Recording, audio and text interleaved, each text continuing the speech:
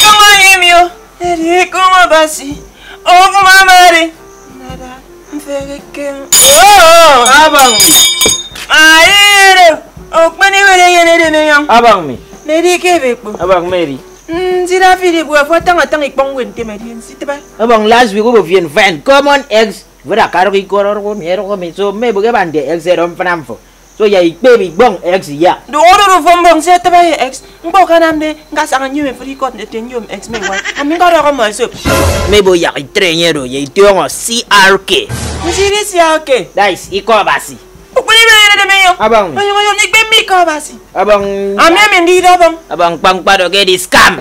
Ami di scam. Jongmo ngi di scam. Abang ayeme kok. Yo mo kok. So ko fo yo be miem. Nyu pe fit iko ado ko yung wam fien ke future. Musiri future. Ini makpa. Das makpa. Ami mangpa. Asasma. Utoro. So ya yo mo na mi. Ya itongo mpa maki anyeme kai ka de me kenang apunum. Ayak be refre ma. Siro mpa yo mimbiari ni dakara. Ya yo be free ko iko basi. Now ini ba. Mo ko ni ti o. Pe mpo yen me di atri ni e fe. Tongo ke pe mi de mpo. Ye witi da tu sen ke di yong apan ko. So na ana ne ke I understand. Musiri understand. Guys, agbe ma yung wanga. Si da do ma ko mpo ba nga CRK yung wanga fien die. Fu pe ma fi aka tongo ni sme fo mi. Abe ngo yung uri nga CRK nyong am uri yang iko ba si e fotu ka bo ke mai kabido. Okay, iko basi. Kaiso. So idan tiongo ba blame ye ke bo ke ntiki tape. Ngiyo ngake amingi ro kana. Futigi imo ikabido yung iko basi. Mfuna siki ba ke ba blame agbone tieti. Before Genesis, awe later no Exodus. Aro ken sitbe. Abo ku sen Leviticus ado number. Ahora de. Guys, ke mfuna si ba ke usen more tok ke tugini ya baba wan. Nsiki tebe nam tre. Yanam Deuteronomy. Ge Joshua. Eswa ide mo. Nsiki tebe. Guys, e yung sa swa ide mo. So ebo ke the matter will be Josh. Yanam mesen Joshua mimi in the hands of Ruth. City roots. That's someone one chick ke ba ado ke ba bo. Sa do go Joshua ye Deuteronomy ke wan again tak Ruth.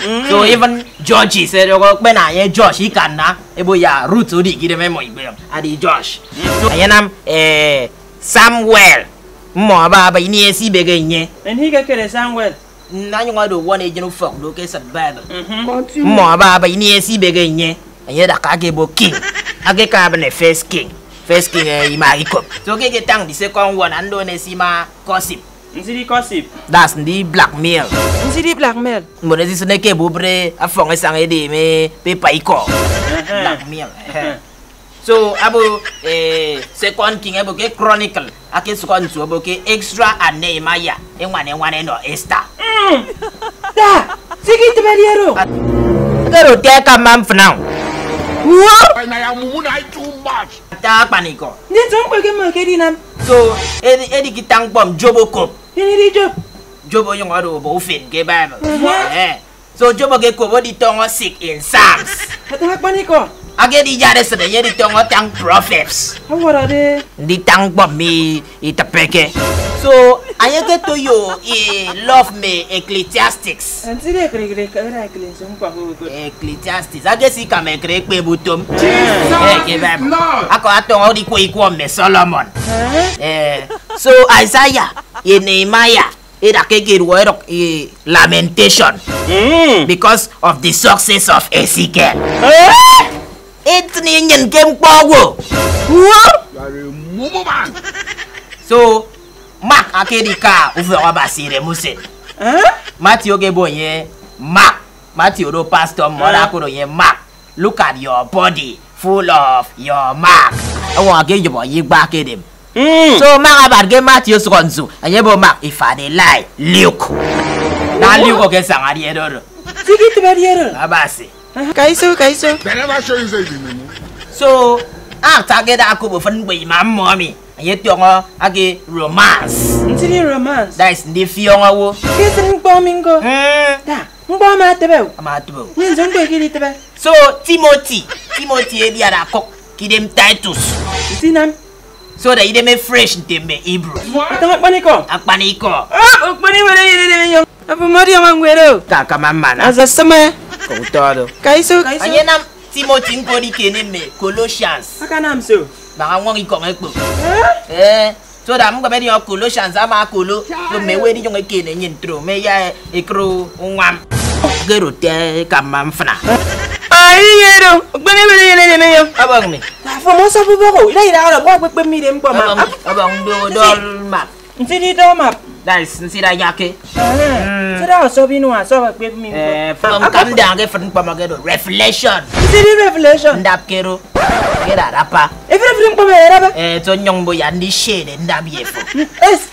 Make any di biat nini. Hatam ndaba no mi. Abang nice na madodo now. Alright, thank you very much for watching Live Nation Entertainment. Subscribe to our YouTube channel. Please subscribe, it's free. Share the video. Like and comment. And see you next week Saturday. That is for Waka. So please, it's very important you subscribe to get notified when we post our video any day, anytime. It's free. Free. Just subscribe. Please share, like and comment. Subscribe, please. It's free. For any business, advert booking, event, shout out, anything, this number is for you. Call it or you WhatsApp us. Simple. What are they? But understanding. Amen.